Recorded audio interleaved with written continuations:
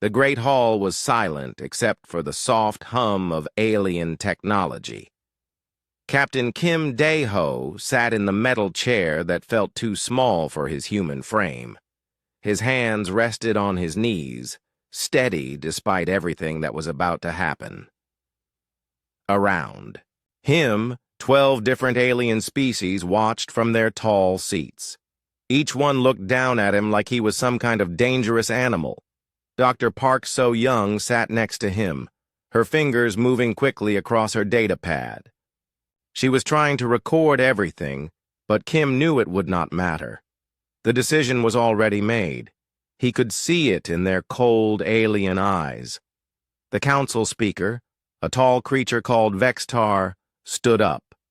Its body was like a tree made of crystal, and when it spoke, the sound came from somewhere deep inside its chest. "The Galactic Council has reached its decision," Vextar said. The words echoed through the hall. Kim looked around at the other species, the bird-like Kethrans with their sharp beaks, the rock creatures called granite lords who never moved unless they had to, the gas beings that floated in special containers. All of them had voted against humanity.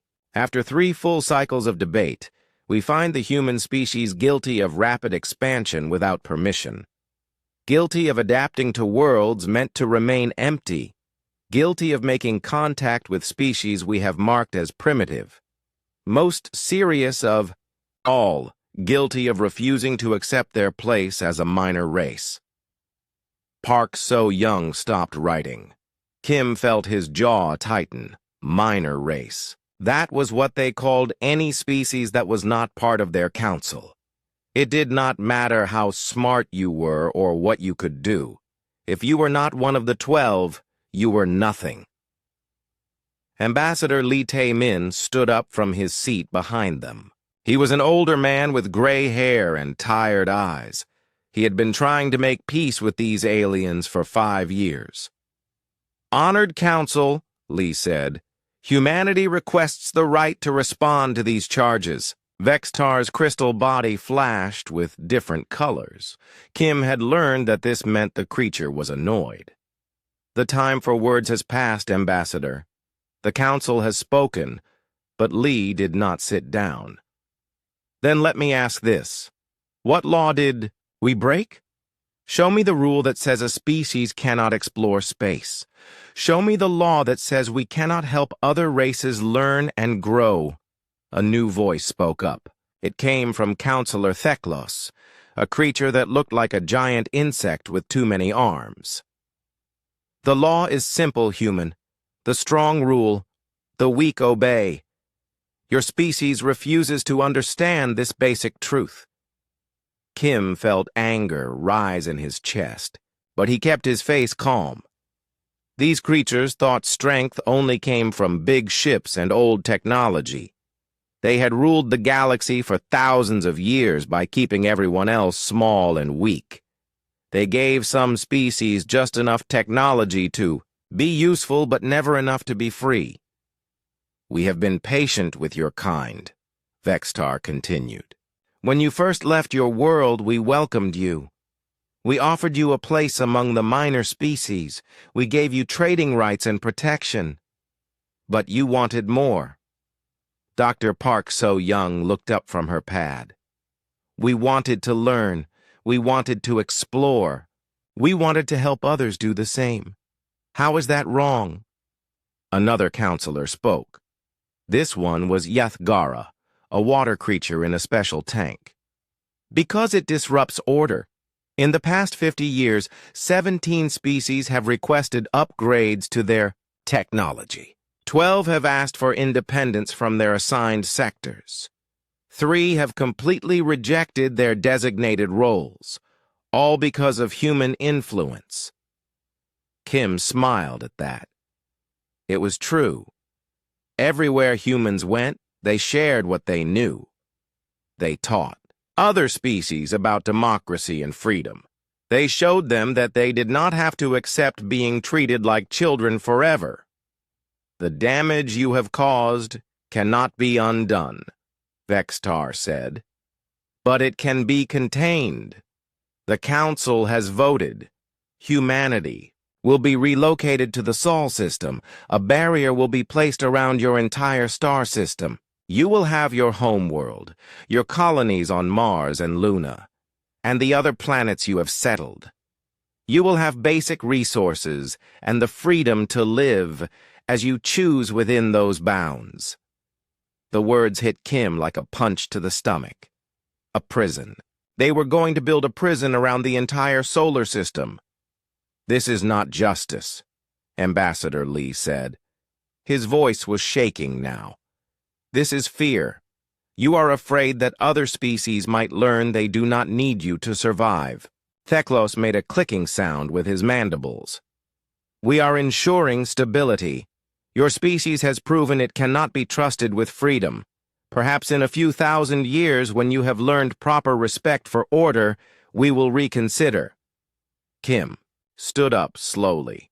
Every alien eye in the room focused on him. And if we refuse? The silence stretched out for long seconds. Then Vextar's crystal body flashed bright red. Then we will use force. Our fleets are already moving toward your space. You have one cycle to begin the relocation of all human colonies outside the Sol system. Any ship that attempts to leave after the barrier is complete will be destroyed. Dr. Park So-young stood up next to Kim. You cannot do this. We have rights under galactic law. Galactic law applies to recognized species, Yithgara said from her tank. As of this moment, humanity is classified as a contained threat. You have no rights beyond what we choose to give you. Kim looked up at the gallery where other humans were watching. He found the face he was looking for. Engineer Choi Min-ho sat in the third row, his dark eyes focused on Kim. For just a moment, Kim nodded. It was a tiny movement that none of the aliens noticed, but Choi Min-ho saw it, and he nodded back. The meeting was over. Security guards that looked like walking suits of armor escorted the human delegation out of the hall. As they walked through the long corridors of the council station, Kim could hear the aliens already discussing other business. To them, the human problem was solved. Ambassador Lee walked beside Kim, his shoulders slumped in defeat. 50 years of diplomacy, he said quietly, all for nothing. Kim put a hand on the older man's shoulder. Not for nothing, sir. We learned something very important today. What's that? Kim looked back toward the council chambers, then forward toward the docking bay where their ship waited. We learned that they think in straight lines. They see a problem, they build a wall around it. They think that will be the end of it. Dr. Park So-young caught up to them. Her datapad was tucked under her arm and her face was thoughtful. The energy readings I took from their barrier technology, she said. Choi Min-ho will want to see these. Kim smiled for the first time since entering the station. Yes, he will. As their ship undocked from the council station and turned toward home, Kim stood at the viewport watching the stars. The aliens thought they had won. They thought they had solved the human problem by locking them away. They had no idea what they had just done. They had given humanity something they had never had before, a reason to break every rule in the galaxy, and time to figure out how to do it. 6 months had passed since the Council's decision. The Sol exclusion zone was complete. Admiral Kethron stood on the bridge of his flagship watching the energy barrier that now surrounded the entire human solar system. It shimmered like water, made of light, beautiful and terrible at the same time. Status report, Kethran said to his second-in-command. All monitoring stations are active, Admiral. The barrier is holding at full strength. No attempts at breach detected. The human fleet has remained inside the designated area. Kethran nodded. His species, the Kethrans, had been warriors for thousands of years before joining the council. He understood the value of a strong cage. And their communications? Routine traffic only, sir. Resource allocation, agricultural planning, minor, administrative matters. They seemed to have accepted their situation. The admiral was not entirely convinced, but the evidence supported his officer's assessment. The humans had brought all their colonies back to the Sol system without resistance. Their military ships had powered down weapons and taken defensive positions around their worlds. Their leaders had established what they called a Resource Management Council to handle their new, limited existence. On his tactical display, Kethron could see the human settlements. Earth was still their main world, with billions of people living in their strange cities. Mars had been turned into farmland and factories. Luna housed their research facilities. The outer planets were used for mining and energy production. "They're like insects in a jar," his tactical officer said. "All that movement but going nowhere." Kethron was about to agree when his communications officer spoke up. "Admiral, incoming message from Counselor Theklos." The insect-like alien's image appeared on the main screen. "Admiral Kethran, report on the human containment. All systems functioning perfectly, Counselor. The humans appear to have settled into their new circumstances. We detect no signs of rebellion or escape attempts." Theklos clicked his mandibles in what Kethran recognized as satisfaction. "Excellent. The other minor species are taking notice. Applications for colony expansion have dropped by 60%. Word is spreading that defiance of the Council has consequences." "What about the species that were influenced by human contact?" Kethran asked. "They are being dealt with. The Benthari have been reminded that their ocean worlds exist at our pleasure. The Quartzlings' mining rights have been reduced until they remember their proper place. As for the energy beings called luminants, we have simply stopped acknowledging their existence entirely." Kethron felt a small twinge of discomfort. The luminants had never caused trouble before human contact. But that was not his concern.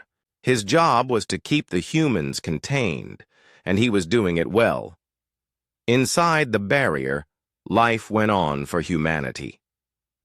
Director HFY sat in her office on Earth, reviewing production reports from the Mars agricultural domes. The numbers looked good. Better than good, actually. Without the need to supply distant colonies, they had more food than ever before. Her assistant knocked and entered. "Director, Dr. Bae Kyung-soo is here for the monthly meeting." Dr. Bae entered carrying a thick folder of reports. He looked tired, but satisfied. "The optimization programs are working better than expected," he said, sitting down across from HFY. "Crop yields are up 30% from last quarter. The new rotation system is incredibly efficient." "And the other projects?" HFY asked quietly. Bae glanced at the door, then back to her. "Also proceeding well, very well." They spoke in code now, even in private.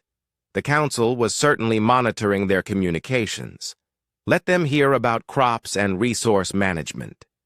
Let them think humanity was learning to be properly small and contained. On Luna, in a facility that did not appear on any official records, Project Manager Nam Do-hyun watched through thick protective glass as the latest test began. The chamber beyond was empty except for a small metal cube sitting on a platform in the center. "Begin sequence," Nam said into his headset. The technicians at their control panels started the activation process. Energy readings spiked across multiple displays. The metal cube began to glow, then seemed to fold in on itself. For a moment, it was gone completely. Then it reappeared, but now it was 3 meters to the left of where it had started. "Displacement successful," one technician reported. "Object integrity maintained, no energy signature detected during transition." Nam allowed himself a small smile. The mirror protocol was working. After months of studying the Council's barrier technology, they had learned something amazing. The energy field that kept them trapped was based on principles that could be reversed, redirected, and eventually controlled. "How long was the transition?" Nam asked. 0.03 seconds, sir. But the object existed in normal space for the entire duration. It simply wasn't here. That was the key discovery. The barrier did not just block things from passing through, it folded space itself. And if you understood how space could be folded, you could learn to unfold it in very interesting ways. Communications Officer Han Yu-jin worked at a station deeper in the facility. Her job was to monitor the tests and coordinate with similar facilities around the solar system. There were 17 of them now, all working on different aspects of the same impossible project. "Luna base to all stations," she said into her encrypted communicator. "Test 17 successful. Object displacement achieved with full integrity. Ready for next phase trials." The responses came back one by one. Mars had perfected small-scale barrier generation.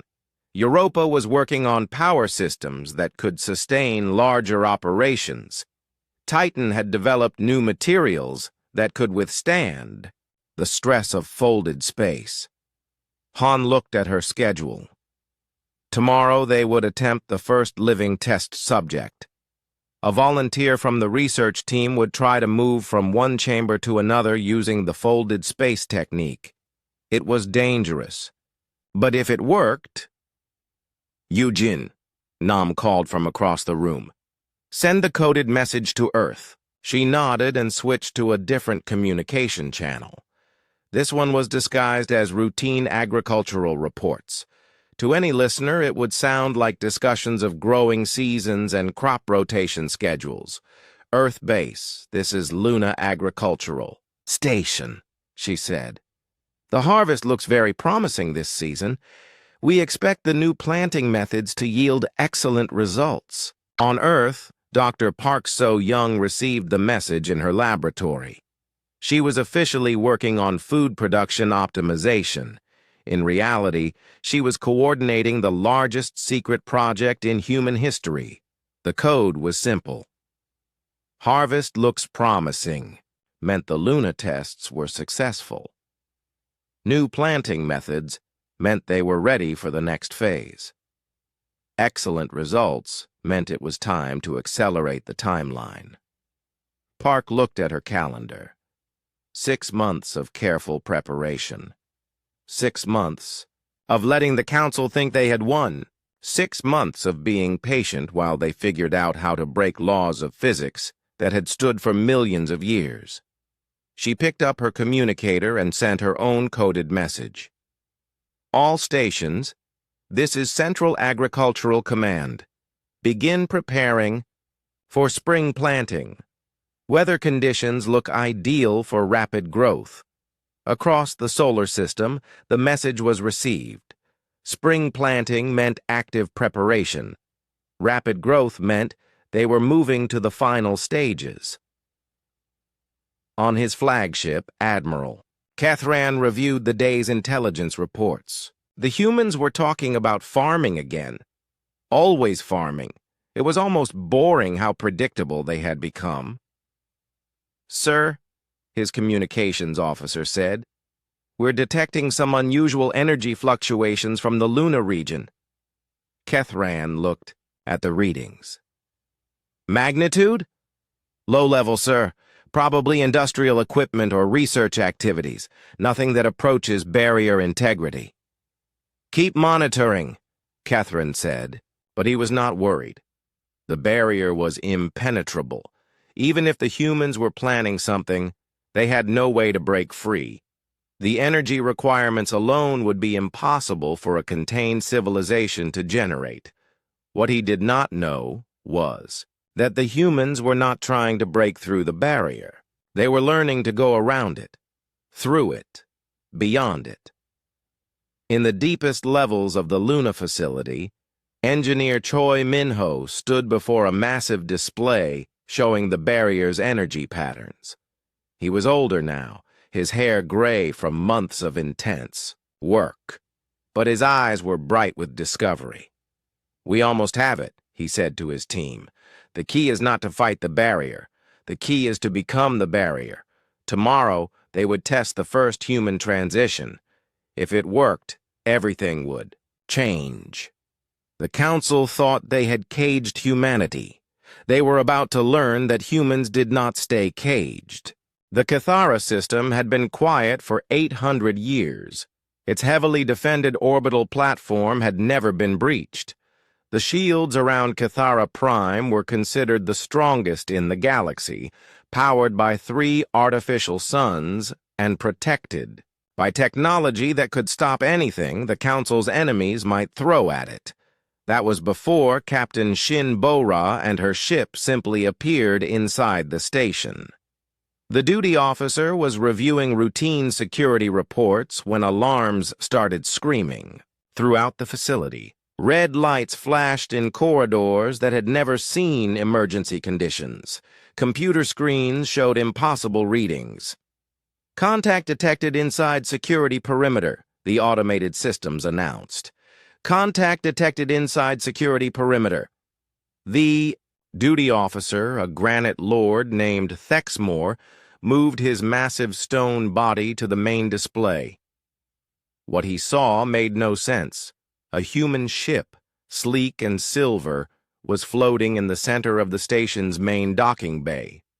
It had not entered through any airlock. It had not breached the hull. It was simply there, as if it had always existed in that space. "How is this possible?" Thexmore asked his staff. None of them had answers.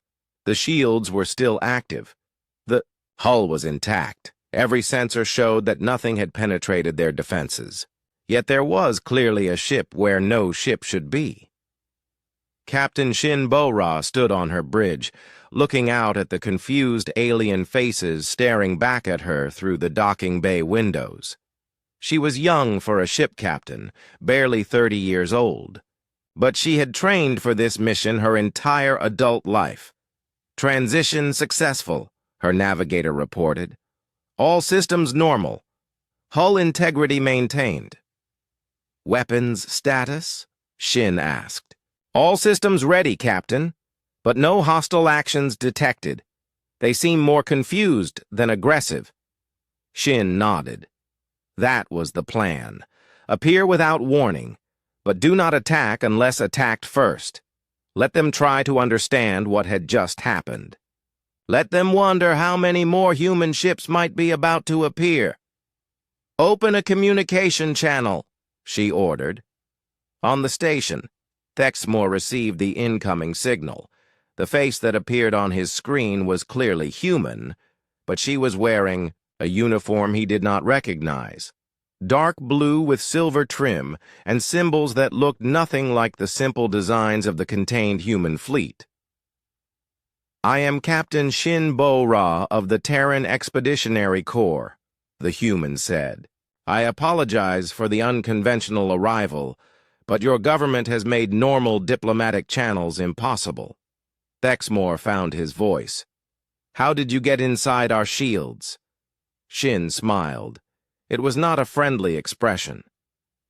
"We learned some new tricks while you had us locked away. We would like to discuss the immediate release of all human colonies and the recognition of humanity as an equal member of galactic civilization." "That is impossible," Thexmore said. "The Council has spoken. Humanity is contained."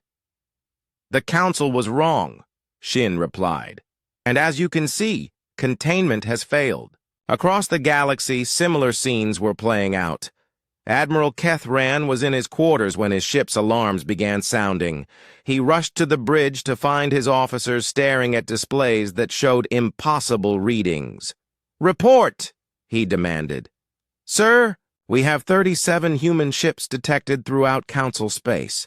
They appear to be materializing at random locations. No breach of local defenses detected. No energy signatures indicating travel or approach." Kethran looked at the tactical display. Red dots were appearing on star systems hundreds of light-years apart. Human ships were showing up at mining operations, research stations, and even military bases, all simultaneously. "How many ships does humanity have?" he asked. "According to our last intelligence reports, approximately 300 ships of various sizes, all accounted for within the Sol barrier." "Then how are they in 37 different systems?" No one had an answer. The mathematics did not work. Even if every human ship had somehow escaped the Sol system, they could not be in this many places at once. It would take years to travel these distances, even with the fastest known technology. On the Council homeworld, emergency sessions were being called. Councilor Theklos skittered into the main chamber where other council members were already gathering. The crystal form of Vextar was flashing rapid colors, indicating extreme agitation. "Report from all affected systems," Theklos demanded. The reports came in one after another. Human ships had appeared without warning at critical installations throughout Council space. They were not attacking, but they were clearly demonstrating capabilities that should not exist. "How is this possible?" asked Councilor Ythgara from her water tank. "The barrier around their system is intact. Our monitoring stations confirm that no ships have left the Sol system." "Perhaps they developed some form of faster-than-light communication," suggested another counselor. "Remote-controlled ships?" Vexitar's colors shifted to deep red. The energy requirements for such control would be enormous. A contained civilization could not generate such power. That was when Dr. Park So-Young's transmission reached them. Every communication system in Council space received it simultaneously. Her image appeared on screens in government buildings, military ships, research stations, and civilian areas. She was older than when they had last seen her, but her eyes were bright with intelligence and determination. She wore the same dark blue uniform as Captain Shin Bo-Ra, with additional insignia that marked her as someone of high rank. "Members of the Galactic Council," she began. "I am Dr. Park So-Young, Chief Science Officer of the Terran Expeditionary Corps.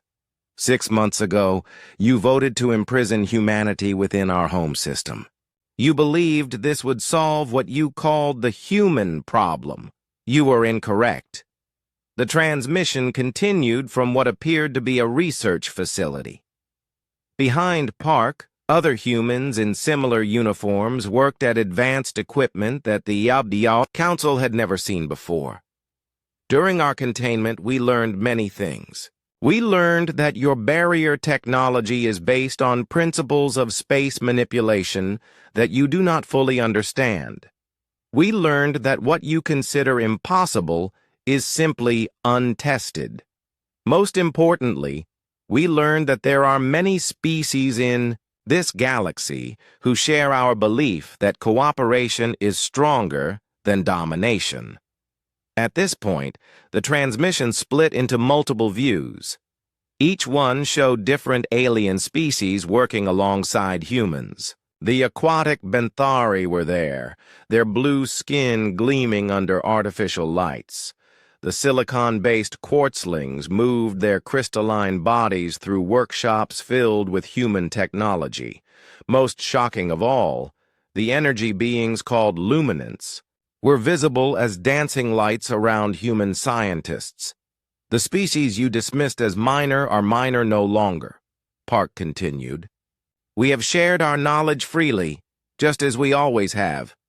The Benthari have taught us about deep ocean engineering, The Quartzlings have shown us new ways to work with crystals and minerals.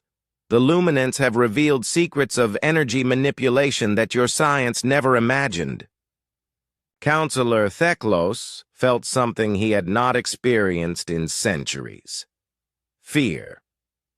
"Cut the transmission," he ordered his technicians. "We cannot, sir. It is being broadcast on all frequencies simultaneously.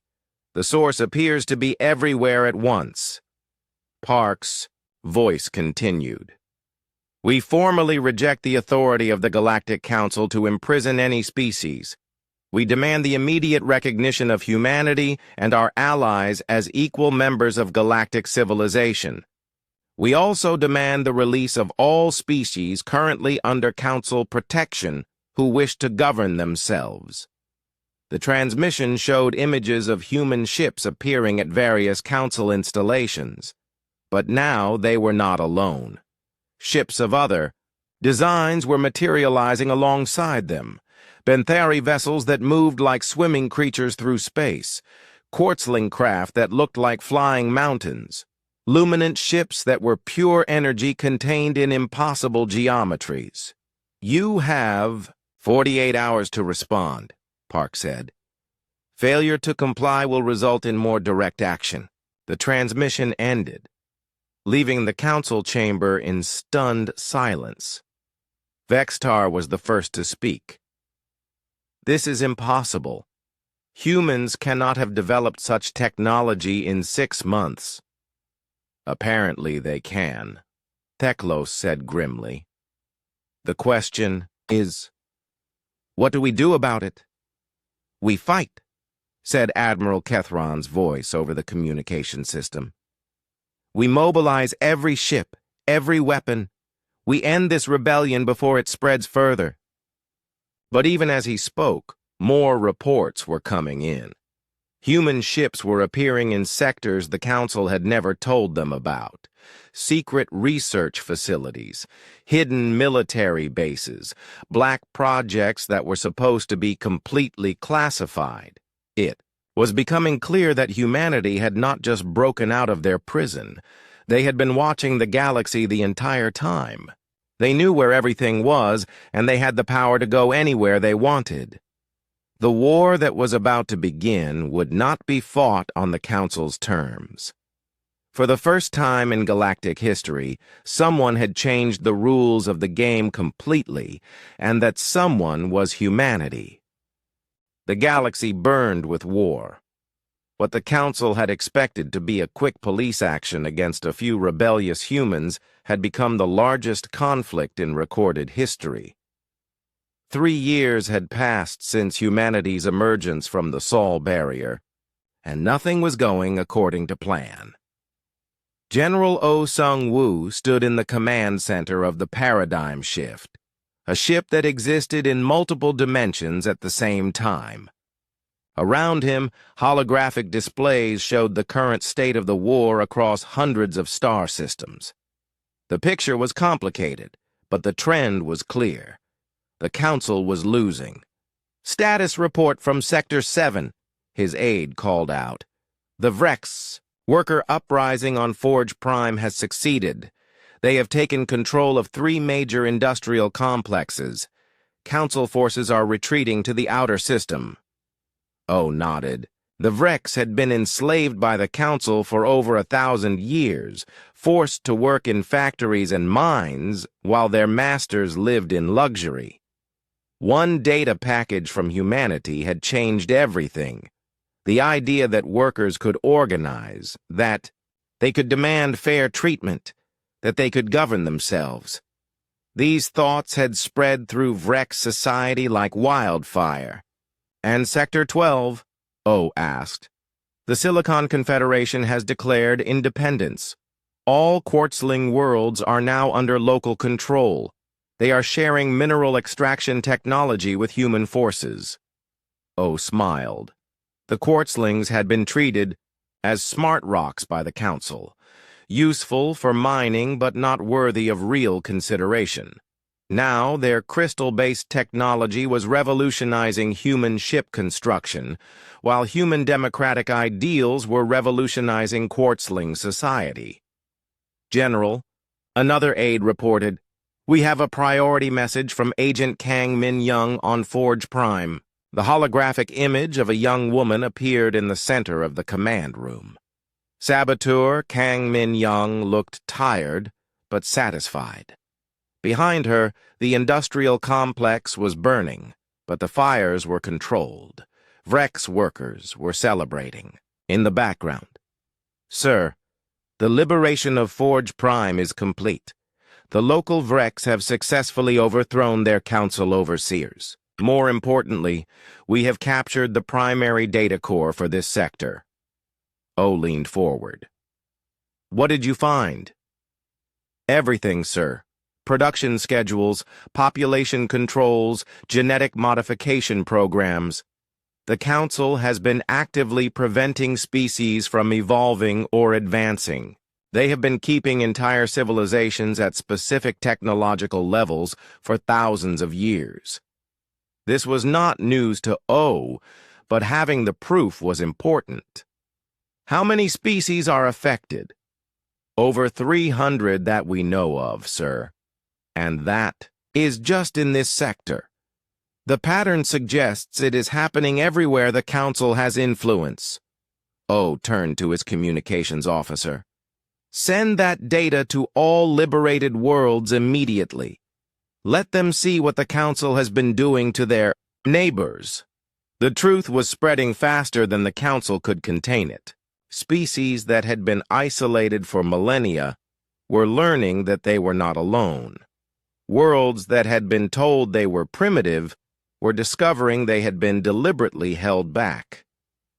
The anger was building everywhere. On his tactical display, O could see the current battle zones.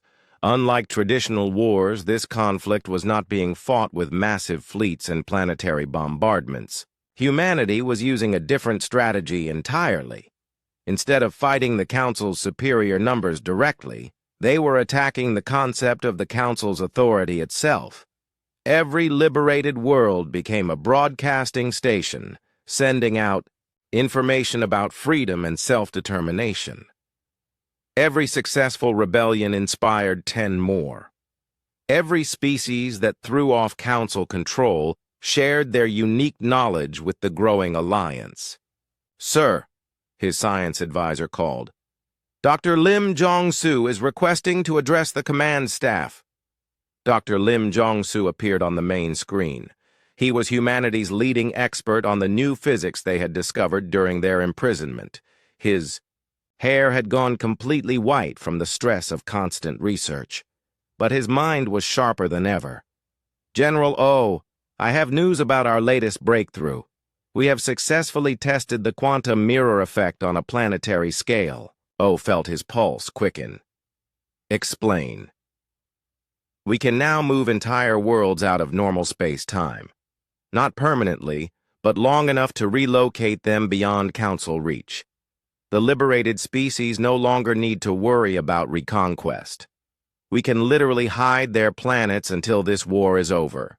This was bigger than O had hoped. "How many worlds can we protect?" "Currently, about 50 at a time. But the technology is scalable. Give us another year, and we could move entire star systems." O looked at his tactical display with new eyes. The Council thought they were fighting for control of territory, but territory did not matter if you could move planets anywhere you wanted. The rules of warfare had just changed again. Admiral Kethron stared at the empty space where the Benthari homeworld had been just hours before. His sensors showed nothing. No debris from a destroyed planet, no energy signature from a weapon. The planet had simply ceased to exist in normal space. "How many worlds is that now?" he asked his aide. 47, sir. All of them liberated. Worlds that were under threat of Council reconquest. They just disappear. Our best scientists have no explanation." Kethran felt the weight of command pressing down on his shoulders. He had been fighting wars for 3 centuries, but this was unlike anything he had ever experienced. His enemies did not follow the normal rules of combat. They appeared without warning, struck at impossible targets, and vanished before his forces could respond.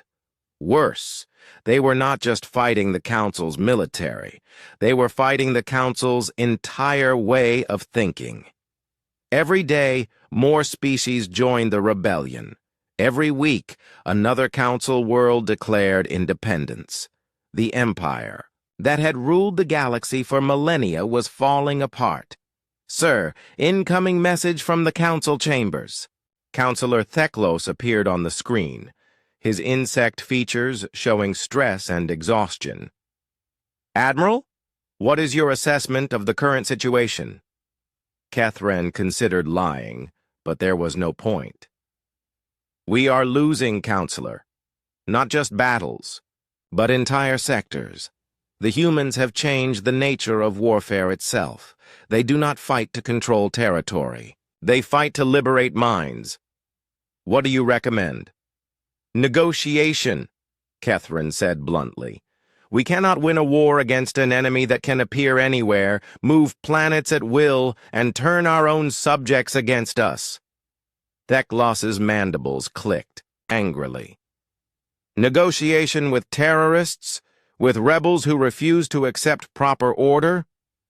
"Negotiation with beings who have proven they are stronger than us," Kethran replied. "The old order is ending, Councillor. We can be part of building something new, or we can be swept away with the old system." Back on the paradigm shift, General O received a report that made him smile. Captain Kim Dae-ho, the man who had sat in the Council chambers 3 years ago, was leading the assault on the Council's home system. "Sir," his communications officer reported, "Captain Kim requests permission to begin the final phase." O looked at the display showing the Council homeworld. It was protected by layers of defenses that had never been breached. Orbital platforms, energy barriers, automated weapon systems, and the largest fleet in the galaxy. But O had learned that the strongest defenses meant nothing when your enemy could simply appear behind them. "Permission granted," O said. "Begin Operation Homecoming." Across the galaxy, human ships and their allies began the coordinated assault that would end the war. But it would not end with destruction. It would end with transformation. The Council had taught the galaxy that might made right, that the strong should rule the weak. Humanity was about to teach them something different. They were about to learn that cooperation was stronger than domination, that freedom was more powerful than control. The age of the Council was ending. The age of the Alliance was about to begin, and it would change everything. The great Council chambers had never been so full. Where once 12 species had ruled over hundreds, now representatives from over 200 worlds filled the vast hall. The crystal walls that had once echoed with pronouncements of dominance now hummed with the voices of equals discussing the future. Ambassador Lee Tae-min walked through the main entrance without guards, without weapons, without fear. The same chambers where humanity had been sentenced to imprisonment now hosted the first meeting of the Galactic Assembly. The irony was not lost on him. He was older now, his hair completely white, but his eyes were bright with hope. After 4 years of war and negotiation, this day had finally come. The day when the galaxy would be governed by cooperation instead of conquest. At the center of the hall, where the Council Speaker's crystal platform had once stood, there was now a simple circular table. No elevated positions, no thrones, no symbols of superiority. Just a round surface where equals could meet as equals. Dr. Bae Kyung-soo sat at one section of the table, reviewing the documents that would establish the new order. The symbiosis protocols, as they were called, would allow different species to share knowledge and capabilities directly. No more secrets, no more artificial limitations, no more keeping species weak to maintain control. The Benthari delegation has arrived, announced the hall's new automated system. The voice was warm and welcoming, unlike the cold pronouncements of the old regime. A group of blue-skinned aquatic beings entered the chamber, their breathing apparatus allowing them to participate in the surface dwellers' environment. Their leader, a dignified female named Choral Singer Nethara, took her place at the table. "The Quartzling Confederation is present," came another announcement. The crystalline beings moved with musical chimes, their bodies reflecting light in beautiful patterns. Their representative, a massive creature called Gemheart Thexara, settled into a specially designed seat. One by one, the representatives arrived. The energy beings called luminants appeared as dancing lights in specialized containment fields. The Vrex workers came wearing the simple clothes of free beings instead of the slave collars they had worn for centuries. Species that had been unknown to each other were meeting for the first time as equals. Former Counselor Theklos entered the chamber with a much smaller group. The insect-like being looked diminished, his once proud posture now humble. His species had voted to join the new order rather than face extinction as a rogue state. Many of his people were adapting well to the concepts of democracy and cooperation, though Theklos himself struggled with the changes. He took his assigned seat at the table, no longer elevated above others. Around him sat representatives from species he had once dismissed as primitive or unworthy. The reversal of fortune was complete. Director HFY entered the chamber last, wearing the simple blue uniform of the Assembly Coordination Committee. She had been elected as the first Speaker of the new Galactic Assembly, chosen not by military might or ancient privilege, but by the votes of free beings across the galaxy. She walked to the center of the circular table and looked around at the assembled representatives. The diversity was amazing. Beings of flesh, crystal, energy, and metal. Species that breathed air, water, methane, and pure radiation.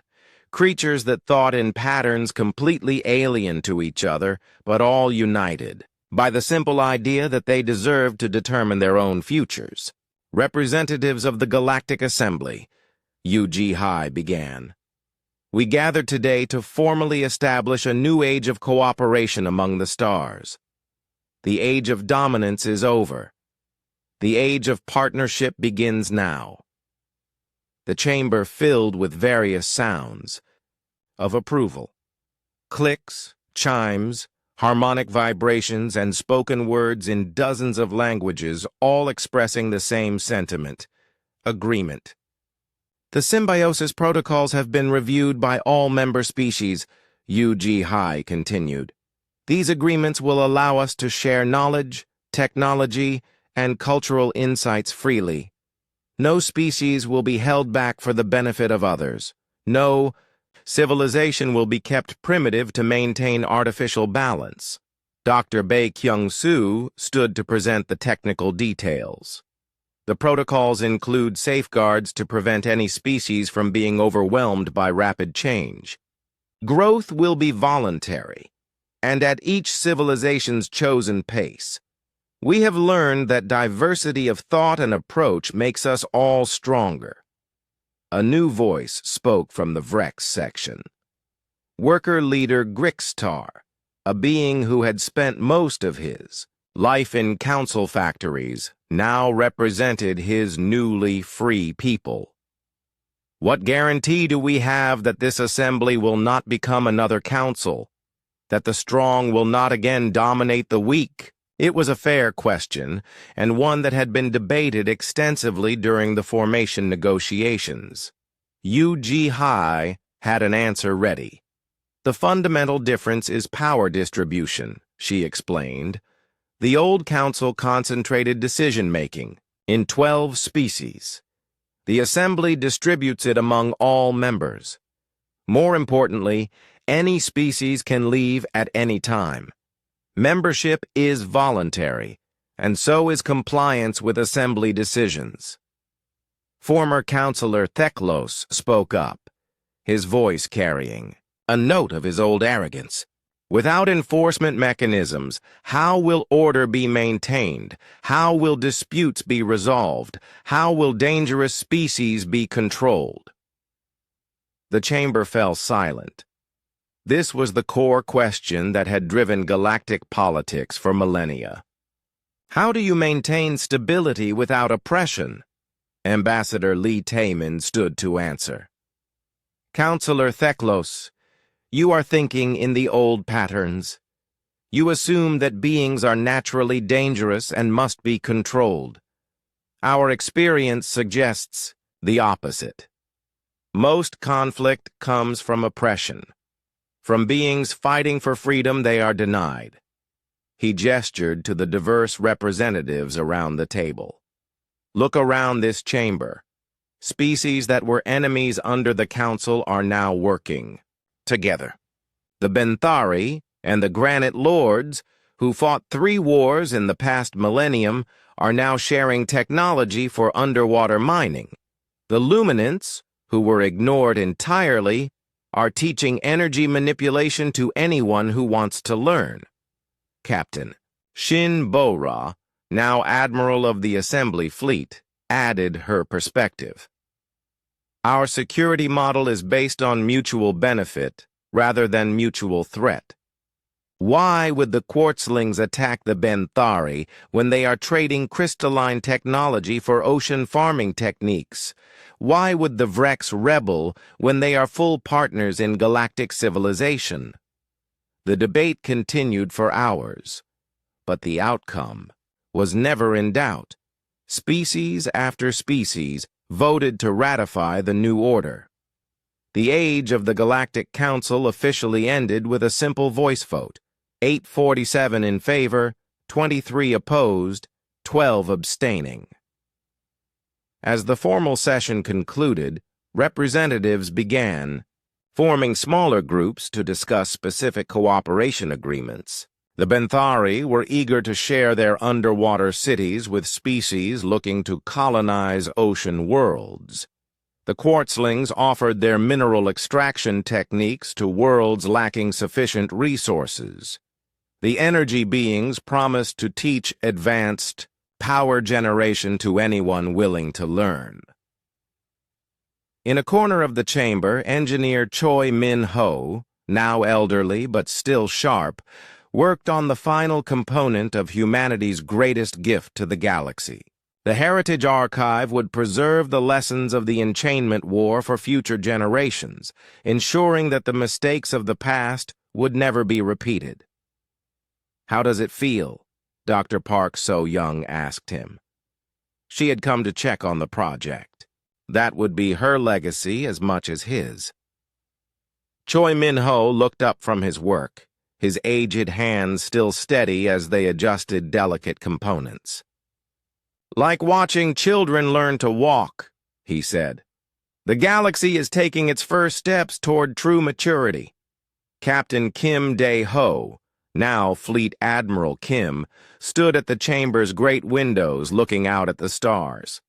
The view showed ships from hundreds of different species, all working together to build something that had never existed before, a truly cooperative galactic civilization.